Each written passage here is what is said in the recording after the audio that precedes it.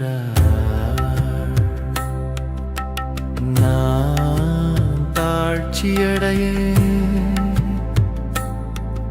தேவன் நமக்கு அடைக்கலமும் பெலனும், ஆபத்து காலத்தில் அனுகூலமான துணையுமானவர். கர்த்தர் உன்னுடைய வழியை செம்மையாக்குவார், தேவன் உன் வலது கரத்தை கைப்பிடித்து அஞ்சாதே என்று சொல்கிறார்.